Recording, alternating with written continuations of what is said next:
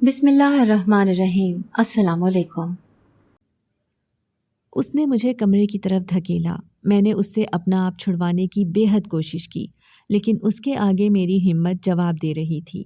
میرا دل دہائی دے رہا تھا اور میں اپنی حفاظت کے لیے اللہ سے دعا مانگ رہی تھی کہ کہیں سے میرے لیے مدد پہنچ جائے۔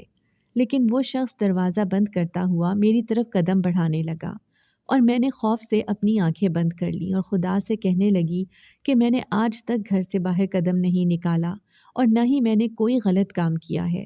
پھر میری پاک دامنی کا مجھے ایسا صلہ ملے گا، میں نے کبھی بھی ایسا نہیں سوچا تھا۔ میرا نام اقصیٰ ہے، میری 4 بہنیں اور 2 بھائی ہیں۔ میرا تعلق گاؤں کے ایک اسلامی گھرانے سے ہے۔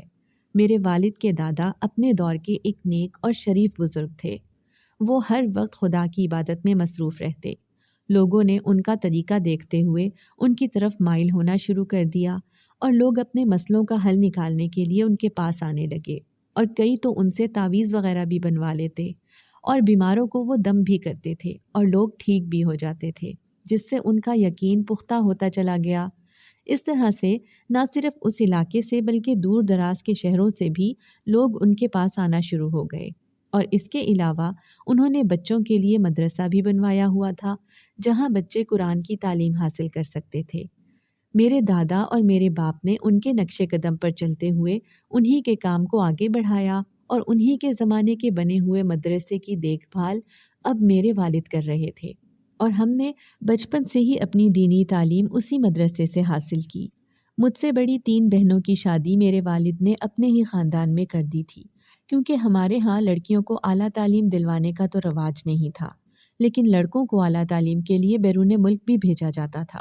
اسی طرح میرے والد نے میرے بھائیوں کو تعلیم حاصل کرنے کے لیے باہر بھیج دیا، اور میرے دونوں بھائیوں نے تعلیم حاصل کرنے کے بعد بیرون ملک رہنے کو ترجیح دی۔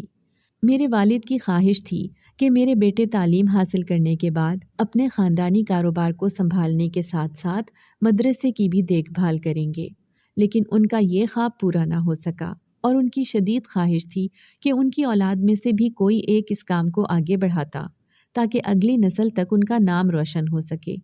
میں بچپن سے ہی بے حد ذہین تھی۔ میری ذہانت کو دیکھتے ہوئے میرے باپ نے یہ فیصلہ کیا کہ وہ مجھے قرآن حفظ کروائے گا، اس لیے میں نے دینی تعلیم حاصل کرنے کے ساتھ ساتھ دنیاوی تعلیم بھی حاصل کی۔ جیسے جیسے میں بڑی ہوتی گئی تو سارے خاندان والے میری ذہانت کی تعریف کرتے۔ میرا باپ جب میری تعریف کرتا تو میں خوشی سے پھولے نہ سماتی۔ آخر کار میرے باپ نے وہ فیصلہ کیا جو آج سے پہلے ہمارے خاندان میں کسی نے نہ کیا تھا۔ میرے باپ نے مجھے اعلیٰ تعلیم دلوانے کا فیصلہ کیا تاکہ میں ان کے مدرسے کے کام کو سنبھال سکوں۔ ہمارے خاندان والوں نے باتیں کی کہ ایک لڑکی مدرسے کا کام کیسے سنبھال سکتی ہے۔ انہوں نے میرے باپ سے کہا کہ لڑکی کو دوسرے گھر بھیجنے کے بجائے اس پر کوئی اور ذمہ داری ڈال رہا ہے، لیکن میرے باپ نے کسی کی بات پر کوئی توجہ نہ دی اور اپنے فیصلے پر قائم رہا۔ اسی طرح میں اپنی تعلیم سے فارغ ہوئی تو میں نے اپنے باپ سے کہا کہ جو آپ مدرسے کو چلا رہے ہیں وہ تو لڑکوں کا مدرسہ ہے، لڑکیوں کے لیے بھی مدرسہ ہونا ضروری ہے، کیونکہ گاؤں کی کچھ لڑکیاں تو تھوڑی بہت گھر میں ہی دینی تعلیم حاصل کرنے کے بعد اسکول کی شکل دیکھ لیتی تھیں، لیکن زیادہ تر لڑکیاں تو اپنے گھروں سے ہی باہر نہیں نکلتی تھیں۔ میرے باپ نے جب یہ بات سنی تو انہیں بھی میرا فیصلہ اچھا لگا۔ انہوں نے کہا کہ انشاءاللہ ہم لڑکیوں کے لیے بھی مدرسہ ضرور قائم کریں گے۔ اس طرح لڑکیوں کے لیے مدرسے کا انتظام کرنا شروع کر دیا گیا۔ ان انتظامات میں نے اپنے باپ کی بھرپور مدد کی۔ 6 ماہ کی کوششوں سے مدرسہ بن چکا تھا، اور گاؤں والوں نے میرے باپ کو دیکھتے ہوئے اور ہمارے خاندان کو دیکھتے ہوئے مدرسے میں اپنی بچیوں کو بھیجنا شروع کر دیا۔ میں اپنی ذمہ داریاں بھرپور طریقے سے ادا کر رہی تھی، اور میں بہت ہی پرجوش تھی۔ مجھے خوشی ہو رہی تھی کہ میری ذات سے کسی کو فائدہ ضرور پہنچے گا۔ اس طرح میں دن کے وقت اپنے مدرسے میں ہوتی تھی، اور مدرسہ ہمارے گھر سے کچھ فاصلے پر تھا، اور پیدل چلتے وقت تقریباً 15 منٹ لگ جاتے تھے۔ دونوں وقت ہی میرے ابا مجھے مدرسے چھوڑنے اور لینے جاتے تھے۔ اسی طرح کافی وقت گزر گیا۔ مدرسے کی تعداد میں بھی کافی اضافہ ہو چکا تھا۔ گاؤں کے ماحول کے مطابق مدرسے میں گاؤں کی کئی عورتیں آتیں اور کہتیں کہ ہمیں دم وغیرہ کر دو۔ میں اس چیز کے حق میں نہیں تھی، لیکن ہمارے خاندان میں یہ چیز شروع سے چلتی آ رہی تھی، اس لیے میں چاہتے ہوئے بھی اس بات سے انکار نہ کر سکی اور میں لوگوں کو خوش کرنے کے لیے ان کو دم کر دیتی تھی اور اتنی سی بات پر گاؤں کی عورتیں خوش ہو جاتیں اور چلی جاتیں۔ ایک دن معمول کے مطابق میں مدرسے میں بیٹھی بچوں کو پڑھا رہی تھی کہ مدرسے کے باہر گیٹ پر بیٹھا ہوا چوکیدار میرے کمرے کے باہر آیا۔ میں نے کسی غیر مرد کو مدرسے کے اندر آنے کی اجازت نہیں دی تھی کیونکہ میں بھی پردے کا خاص خیال رکھتی تھی اور ویسے بھی یہ لڑکیوں کا مدرسہ تھا۔ اسی چیز کا خیال کرتے ہوئے لوگوں نے اپنی بچیوں کو میرے پاس بھیجنا شروع کیا تھا۔ اس بات کا میں حد سے زیادہ خیال رکھتی تھی۔ اس چوکیدار نے کہا کہ آپ سے کوئی ملنے آیا ہے، تو میں نے کمرے کے اندر سے ہی جواب دیا کہ آپ اسے مدرسے کے اندر بھیج دیں، تو اس نے کہا کہ وہ کوئی مرد ہے، عورت نہیں ہے۔ تو میں نے اس کی بات سن کر حیران رہ گئی کہ کون سا مرد مجھ سے ملنے کے لیے آ گیا۔ میں نے کہا کہ آپ اسے جا کر کہہ دیں کہ میں کسی غیر مرد سے اس طرح بات نہیں کرتی۔ یہ سن کر چوکیدار چلا گیا۔ کچھ دیر کے بعد چوکیدار دوبارہ واپس آیا اور کہنے لگا کہ وہ آپ سے کمرے کے باہر رہ کر بات کرے گا۔ اس طرح میں چوکیدار کی بات پر سوچتی رہی اور پھر کہا کہ ٹھیک ہے، آپ اسے بھیج دیں۔ چوکیدار واپس آ گیا اور کچھ دیر کے بعد اس شخص کو لے کر کمرے کے باہر کھڑا ہو گیا اور مجھے کہنے لگا کہ بی بی جان بات کر لیں۔ میں نے اس آدمی سے پوچھا کہ آپ کو کیا بات کرنی ہے، تو اس نے کہا کہ میں نے اپنی بیٹی کا یہاں پر داخلہ کروانا ہے۔ میں نے کہا کہ آپ اس کے لیے گھر کی عورت کو ساتھ لے کر آتے تاکہ میں تسلی سے ان سے بات چیت کر سکتی۔ اس نے کہا کہ میرے گھر میں کوئی بھی عورت نہیں ہے، میری بیوی بیمار ہے اور میں اپنی بچی کا داخلہ کروانا چاہتا ہوں۔ اس طرح میں نے اس سے کچھ اور معلومات لیں اور اس سے کہا کہ آپ کل اپنی بیٹی کو بھیج دیں۔ اس طرح وہ آدمی واپس چلا گیا۔ اگلے دن وہ آدمی اپنی بچی کو لے کر مدرسے آ گیا۔ میں نے اس بچی کا داخلہ کروا دیا اور اسے کہا کہ آپ اتنے بجے آ کر بچی کو لے جائیں۔ اس طرح وہ بچی مدرسے آنے لگی اور اس کا باپ روزانہ اسے چھوڑنے آتا اور لینے بھی آتا۔ ایک دن چھٹی کے وقت ساری بچیاں اپنے اپنے گھروں کو واپس چلی گئی تھیں، لیکن وہ بچی میرے پاس بیٹھی ہوئی تھی اور اس کو لینے گھر سے کوئی نہیں آیا تھا۔ میں نے بھی گھر واپس جانا تھا کیونکہ میرا باپ کسی کام سے شہر گیا تھا اور انہوں نے کہا تھا کہ آج مدرسے سے جلدی نکل آنا اور اندھیرا ہونے سے پہلے گھر چلی جانا۔ اب مجھے بھی دیر ہو رہی تھی، لیکن میں اس بچی کا انتظار کر رہی تھی کہ کوئی اسے لینے آئے اور وہ بھی چلی جائے۔ اس بچی کو میں اکیلے مدرسے چھوڑ کر نہیں جا سکتی تھی۔ میں کافی دیر انتظار کرتی رہی۔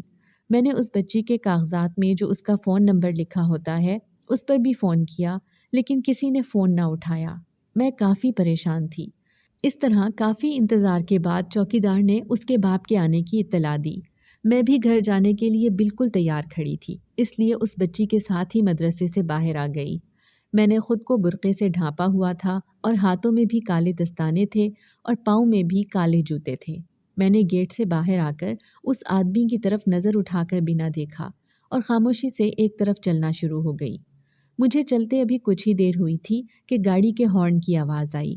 میں نے پیچھے مڑ کر دیکھا تو وہ آدمی بچی کے ساتھ کار میں بیٹھا ہوا تھا اور اس نے کار روکی اور کار کا دروازہ کھول کر باہر آ گیا اور میرے قریب آ کر کھڑا ہو گیا۔ کہنے لگا کہ اگر آپ کہیں تو میں آپ کو آپ کے گھر چھوڑ دیتا ہوں۔ مجھے اس کا اس طرح لفٹ کے لیے آفر کرنا ہرگز بھی اچھا نہ لگا۔ میں نے کہا نہیں، آپ کا بہت شکریہ، لیکن اس نے دوبارہ سے وہی بات کہی۔ اب مجھے اس کی بات پر غصہ آیا اور میں نے سخت لہجے میں کہا کہ آپ کو ایک دفعہ بات سمجھ میں نہیں آتی؟ میں نے آپ کو منع کیا ہے، پھر بھی آپ اس بات پر اصرار کر رہے ہیں۔ اتنی بات کہہ کر میں آگے چلنا شروع ہو گئی، لیکن وہ کار لے کر میرے پیچھے تک آیا۔ جب تک میں اپنے گھر کے اندر داخل نہ ہو گئی، وہ کار میں ہی بیٹھا میری طرف دیکھتا رہا۔ مجھے اس کا اس طرح میرا پیچھا کرنا ہرگز بھی اچھا نہیں لگ رہا تھا۔ میں سوچ رہی تھی کہ اگر کسی نے اس طرح اس کو میرا پیچھا کرتے ہوئے دیکھ لیا تو وہ کیا سوچے گا، کیونکہ گاؤں کا ماحول بھی ایسا ہوتا ہے کہ لوگ آپ کی ہر سرگرمی پر نظر رکھتے ہیں۔ گھر آ کر میں نے کسی سے اس بات کا ذکر نہ کیا۔ اسی طرح کچھ دن گزر گئے۔ میرے مدرسے کی روٹین بھی ویسے ہی رہی۔ ابا بھی شہر سے واپس آ گئے تھے۔ ابا اب پھر مجھے مدرسے چھوڑنے جاتے اور واپس بھی وہی لینے آتے تھے۔ ایک دن میں گھر واپس آئی تو اماں کے پاس کچھ مہمان بیٹھے ہوئے تھے۔ میں نے انہیں سلام کیا اور اپنے کمرے میں آ گئی۔ کچھ دیر کے بعد اماں کمرے میں آئیں اور کہنے لگی کہ تم باہر آؤ، ان مہمانوں کے پاس آ کر بیٹھو۔ मुझे अम्मा का इस तरह मेहमानों के पास बैठने के लिए कहना समझ में ना आया, क्योंकि आज से पहले अम्मा ने कभी भी किसी मेहमान के पास इस तरह बैठने के लिए नहीं कहा था। तो मैंने ही अम्मा से पूछा कि ये कौन लोग हैं और आप मुझे उनके पास बैठने के लिए क्यों कह रही हैं? तो अम्मा कहने लगी कि जिस घर में जवान बेटियां होती हैं तो रिश्ते के लिए कोई ना कोई आता रहता है, और वैसे भी अब हम तुम्हारी शादी का इरादा रखते हैं। जब मैंने अम्मा की बात सुनी तो मैंने कहा कि अभी तो मुझे मदरसे का काम शुरू किए हुए कुछ ही अरसा हुआ है और आप लोग मेरी शादी के बारे में सोच रहे हैं। मैं अभी शादी नहीं करना चाहती। तो अम्मा ने जब मेरी ये बात सुनी तो कहने लगी कि हमारे ख़ानदान में लड़कियां अपनी शादी के मुताल्लिक इस तरह बात नहीं करती। ना ही तुम्हारी बहनों ने इस तरह अपनी शादियों के बारे में हमसे बहस की थी। ये हमारा फ़ैसला है और उस पर तुम इनकार नहीं कर सकती। मैंने उनकी बात सुनकर खामोशी से सर झुका लिया। इस तरह अम्मा ने मेरी अलमारी में से एक अच्छा सा सूट निकाला और मुझे कहने लगी कि ये पहनकर बाहर आ जाओ। मैं अम्मा के हुक्म से इनकार नहीं कर सकती थी, इसलिए उनका हुक्म मानते हुए मैं तैयार होकर नीचे आ गई। और मैं घर में भी अपने सर पर दुपट्टा ओढ़ कर रखती थी। आज तक मैंने अपने सर से दुपट्टा नहीं उतारा था। जब मैं ड्राइंग रूम में दाखिल हुई तो वहाँ पर 3 औरतें मौजूद थीं और कोई भी मर्द मौजूद नहीं था, क्योंकि मैं अम्मा को पहले ही कह चुकी थी कि मैं मर्दों की मौजूदगी में हरगिज़ भी नहीं आऊँगी। इसलिए अब्बा उन मर्दों को लेकर दूसरे ड्राइंग रूम में बैठ गए थे। इसलिए उन औरतों ने मुझसे हर किस्म का सवाल किया। वो मुझसे मेरी पढ़ाई के बारे में पूछती रहीं।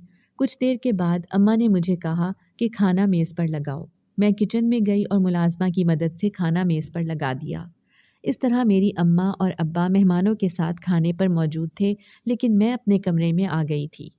इसके बाद मुझे नहीं पता कि वो मेहमान कब वापस गए, लेकिन रात को अम्मा और अब्बा दोनों मेरे कमरे में आए और कहने लगे कि ये रिश्ता काफ़ी अच्छा था और ये भी हमारी तरह दीन इस्लाम को समझने वाले और मोहब्बत करने वाले लोग हैं, और हमें भी लड़का पसंद आया है। उसने MBA किया हुआ है, लेकिन उसके तौर तरीके इस्लाम के मुताबिक हैं। इसलिए हम शरई तरीके से तुम्हारी मर्ज़ी पूछना चाहते हैं। मैंने उनकी बात सुनी तो मैंने फिर वही बात दोहराई जो मैंने अम्मा से कही थी कि मैं मदरसे का काम संभालना चाहती हूँ, अभी मैं शादी नहीं करना चाहती। कुछ अरसे बाद जहाँ आप कहेंगे मैं शादी कर लूँगी। अब्बा ने जब मेरी बात सुनी तो कहने लगे कि हम तुम्हारी मंगनी ही करेंगे, शादी हम 1 साल के बाद कर लेंगे। मैं अब्बा की बात सुनकर खामोश हो गई, क्योंकि मुझे अब्बा का भी ये ख्याल अच्छा लगा था। इस तरह अम्मा ने मेरी तीनों बहनों को और मेरे भाइयों को इत्तला दी और सबकी रजामंदी से मेरी मंगनी की तारीख तय हो चुकी थी। अम्मा ने मुझे कुछ दिनों के लिए मदरसे जाने से रोक दिया था कि मंगनी की तैयारियों में मैं उनकी मदद करवाऊं, क्योंकि घर में और कोई भी मौजूद नहीं था। इसलिए मैं और अम्मा ड्राइवर के साथ शहर गए, क्योंकि मेरी बड़ी बहनें शहर में रहती थीं और हम शहर में उनके साथ मिलकर शॉपिंग करने का इरादा रखते थे। जब हम शॉपिंग करने के लिए मार्केट में गए तो मुझे ऐसा महसूस हुआ कि कोई मेरी तरफ देख रहा है। जब मैंने दाएं बाएं देखा तो कोई नज़र ना आया, लेकिन मैं खुद पर किसी की नज़रें महसूस कर रही थी। जितनी देर हम मार्केट में रहे मैं अपने आप को ऐसे ही महसूस करती रही। 3-4 घंटों की मुशक्क़त के बाद जब हम शॉपिंग करके घर लौटे तो अम्मा ने कहा कि हम अगले दिन गांव के लिए वापस जाएंगे, इसलिए हम अपनी बहन के घर ही रुक गए। अगले दिन जब हम गांव आए तो मैंने अम्मा से कहा कि अब मेरा मदरसे का काफ़ी हर्ज हो चुका है, मुझे मदरसे के मामलात देखने के लिए जाना पड़ेगा। इस तरह अब्बा मुझे मदरसे छोड़ आए। मैं मदरसे में आकर बच्चों को पढ़ा रही थी कि वही बच्ची मेरे पास आई और मुझे कहने लगी कि आप काफ़ी दिनों से मदरसे नहीं आ रही थी, तो मेरे बाबा पूछ रहे थे कि आप कहाँ थीं। मुझे उस बच्ची का ये सवाल पूछना बहुत ही अजीब लगा, तो मैंने कहा कि आप यहाँ पढ़ने आती हो और आपका काम यहाँ पढ़ना ही है, इस तरह के सवाल पूछना नहीं। मैंने उस बच्ची को डांट दिया और इस तरह मैं अपने काम में मसरूफ़ हो गई। वापसी के वक्त जब मैं घर वापस आ रही थी तो वही आदमी बच्ची को लेकर गेट के बाहर खड़ा था, और जब मुझे बाहर निकलते हुए देखा तो मेरे पास आया और कहने लगा कि आप काफ़ी दिनों से मदरसे नहीं आ रही थी, आपकी तबीयत तो ठीक थी। जब मैंने ये बात सुनी तो मुझे शदीद गुस्सा आया और मैंने कहा कि आप ये सवाल पूछने वाले कौन होते हैं, और आपने अपनी बेटी के ज़रिए भी मुझसे ये सवाल पूछा था। हर इंसान की ज़िंदगी में कोई ना कोई काम होता है, और ज़रूरी नहीं कि वो हर काम के लिए हर दूसरे बंदे को सफाइयाँ देता फिरे। آئندہ سے آپ مجھ سے اس طرح راستے میں کھڑے ہو کر بات چیت مت کیا کریں۔ میں نے آج بھی اسے اسی سخت لہجے میں جواب دیا اور میں گھر کی طرف چل دی، لیکن وہ آج بھی کار لیے میرے پیچھے ہی آ رہا تھا۔ میں نے دل میں سوچا کہ میں اپنے باپ سے اس شخص کے بارے میں بات کرتی ہوں، لیکن پھر میرے دل میں خیال آیا کہ اب تو میری منگنی کے دن قریب ہیں، گھر میں کوئی فساد کھڑا نہ ہو جائے، اس لیے میں نے اس معاملے میں فی الحال خاموشی اختیار کر لی، اور میں نے بھی یہی مناسب سمجھا کہ جب تک میری منگنی نہیں ہو جاتی میں مدرسے میں نہ جاؤں، اس لیے کہ ایک ہفتے کے بعد میری منگنی ہونی تھی۔ میری بہنیں 2 دن پہلے ہی آ گئیں، انہوں نے گھر آ کر خوب ہلا گلا لگایا۔ ان کے آنے سے میں بھی خوش ہو گئی تھی۔ میرے بھائی تو میری منگنی میں شرکت نہیں کر سکے تھے، لیکن فون پر انہوں نے مجھے ڈھیروں دعائیں اور مبارکباد دی۔ ہمارے خاندان میں لڑکی اور لڑکے کی اکٹھی منگنی کرنے کا کوئی رواج نہیں تھا، اس لیے میرے سسرال کی چند عورتیں اور مرد ہمارے گھر آئے۔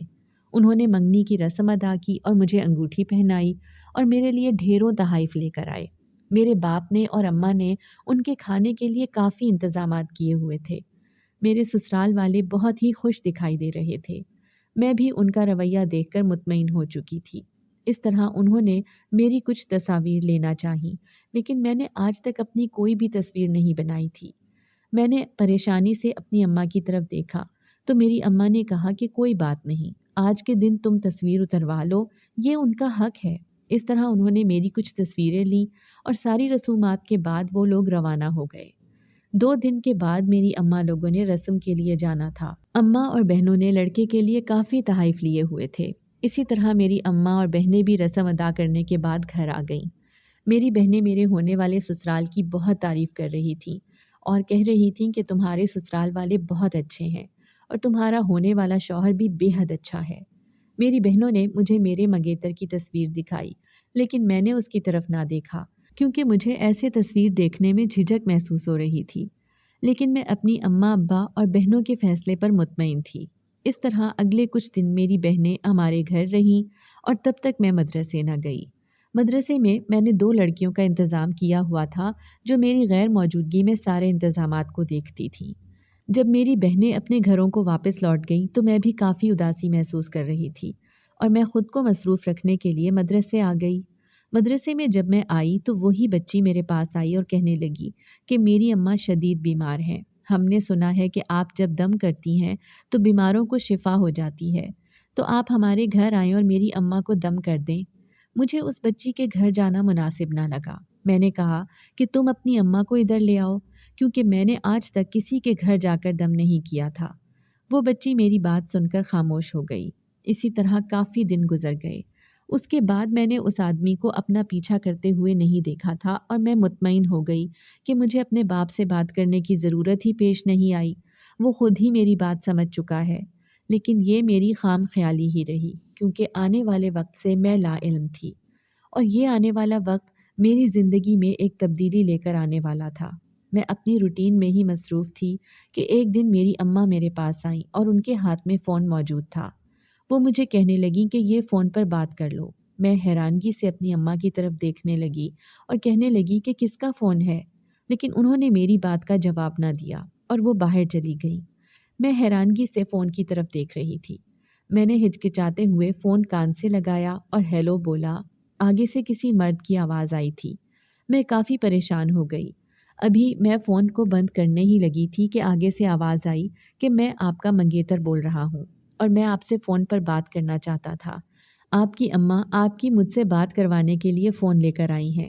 جب میں نے یہ بات سنی تو مجھے اپنی اماں پر شدید غصہ آیا کہ وہ ایک ماں ہو کر ایسے کیسے کر سکتی ہیں۔ میں نے کہا کہ میں شادی سے پہلے اس طرح بات کرنا مناسب نہیں سمجھتی، تو میرے منگیتر نے کہا کہ اگر ہم ایک دوسرے سے بات نہیں کریں گے تو ہم ایک دوسرے کو کیسے سمجھ سکتے ہیں؟ تو میں نے کہا کہ ہمارے والدین نے کچھ سوچ سمجھ کر ہی ہمارے بارے میں فیصلہ کیا ہوگا، اب جو بھی بات چیت ہوگی شادی کے بعد ہی ہوگی۔ اس طرح میں نے فون بند کر دیا اور میں اپنی اماں کے کمرے میں گئی اور میں نے اپنی ماں سے کہا کہ آپ کو یہ سوچ کر شرمندگی نہیں ہوئی کہ آپ میرے منگیتر کا فون لے کر میرے پاس آ گئی ہیں؟ میری اماں نے کہا کہ آج کل ہر لڑکی اپنے منگیتر سے فون پر بات کرتی ہے، تو اس میں کون سی بڑی بات ہو گئی؟ میں نے کہا آپ خود اپنی بیٹی کو یہ بات کہہ رہی ہیں۔ میری ماں نے کہا کہ جس طرح تم نے لڑکے سے بات کی ہے ہو سکتا ہے کہ اب اس کا الٹا ہی نتیجہ نکلے، وہ رشتے سے ہی انکار نہ کر دیں، کیونکہ جو ان کا بیٹا کہے گا ان کے گھر والے وہی بات مانیں گے۔ جب اماں نے یہ بات کی تو مجھے بھی شدید پریشانی ہوئی کہ یہ نہ ہو کہ میرے رویے کی وجہ سے میری منگنی ہی نہ ٹوٹ جائے، اور میں ایسا ہرگز بھی نہیں چاہتی تھی۔ میں نے اپنی اماں سے فون لیا اور کہا کہ میں ان سے اپنے رویے کی معافی مانگتی ہوں۔ اس لیے میں فون لے کر اب اپنے کمرے میں آ گئی اور میں نے اسی نمبر پر فون کیا جس نمبر سے کال آئی تھی، لیکن میرے 2-3 دفعہ کال کرنے کے باوجود بھی کسی نے فون نہ اٹھایا۔ مجھے اب شدید پریشانی ہو رہی تھی۔ آخر کار میں نے بھی خود کو حالات کے دھارے پر چھوڑ دیا کہ جو ہوگا دیکھا جائے گا۔ میں نے کون سی غلط بات کی تھی؟ اگر یہ بات بڑوں کے سامنے آئے گی تو میں یہی کہوں گی کہ میں شادی سے پہلے اس طرح کی گفتگو کرنا نہیں چاہتی تھی۔ اسی طرح میں نے اپنے دل کو مطمئن کیا اور اگلے دن میں اپنے مدرسے چلی گئی۔ مدرسے میں مجھے وہ بچی نظر نہ آئی۔ میں نے سوچا کہ شاید اسے کوئی ضروری کام ہوگا۔ اس طرح اگلے 2-3 دن بھی وہ مدرسے نہ آئی تو مجھے بھی پریشانی ہوئی کہ خیریت ہے، نہ جانے کیا بات ہے، وہ بچی نہیں آئی۔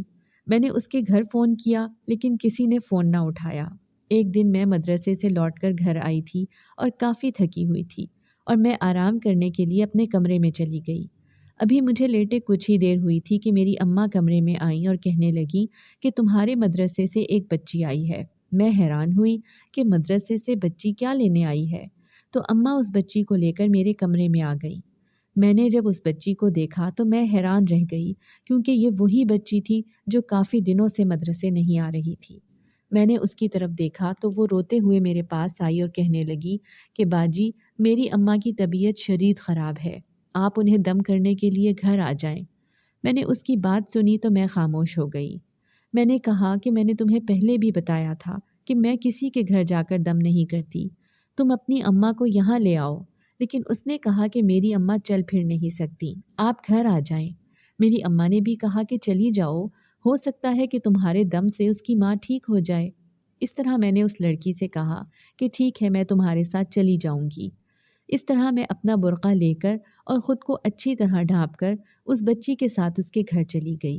حالانکہ میرا دل اس کے گھر جانے کو نہیں کر رہا تھا، دل میں عجیب سے وسوسے اٹھ رہے تھے۔ کافی دیر تک میں اس کے ساتھ پیدل چلتی رہی اور میں حیران ہو رہی تھی کہ بچی اتنی دور اکیلی آئی ہے۔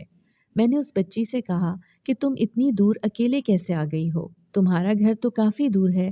تو کہنے لگی کہ باجی، میں اپنی امی کی حالت دیکھ کر ڈر گئی تھی، اس لیے بھاگتی ہوئی آپ کے پاس آ گئی تھی۔ میں اس کی بات سن کر خاموش ہو گئی۔ اسی طرح کافی دیر پیدل چلنے کے بعد وہ لڑکی ایک گلی کی طرف مڑی اور میں بھی اس لڑکی کے پیچھے گلی میں داخل ہو گئی اور ایک بڑے سے گیٹ کے آگے رک گئی اور کہنے لگی کہ باجی، یہ میرا گھر ہے، آپ اس گھر میں آ جائیں۔ میں نے جھجکتے ہوئے اس گھر میں قدم رکھا اور اس بچی سے کہا کہ جلدی سے مجھے اپنی اماں سے ملوا دو۔ اس نے کہا کہ میری اماں سامنے والے کمرے میں ہیں، آپ اس کمرے میں چلی جائیں، میں دروازہ بند کر کے آ رہی ہوں۔ میں کمرے کی طرف گئی تو پیچھے سے مجھے کسی مرد کی آواز آئی۔ وہ اس بچی سے کہہ رہا تھا کہ یہ چاکلیٹ لے لو اور چلی جاؤ۔ میں نے جب یہ بات سنی تو میں نے پلٹ کر دیکھا، میرے پاؤں تلے سے زمین نکل گئی، کیونکہ یہ وہی آدمی تھا جو اس بچی کو مدرسے چھوڑنے اور لے جانے آتا تھا۔ اس آدمی نے اس بچی کو چاکلیٹ دے کر گھر سے باہر نکال دیا اور دروازہ بند کرتا ہوا میری طرف آ رہا تھا۔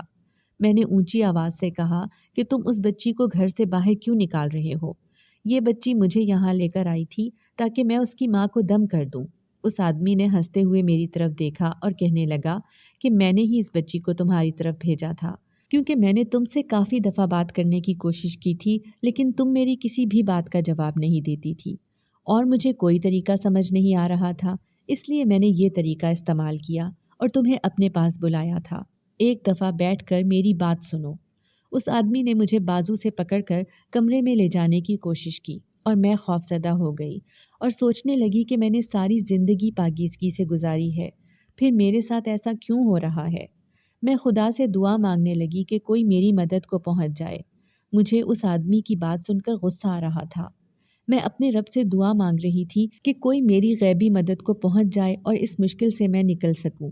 ساتھ ہی اس آدمی نے پھر مجھے بازو سے پکڑ کر کمرے میں گھسیٹنے کی کوشش کی۔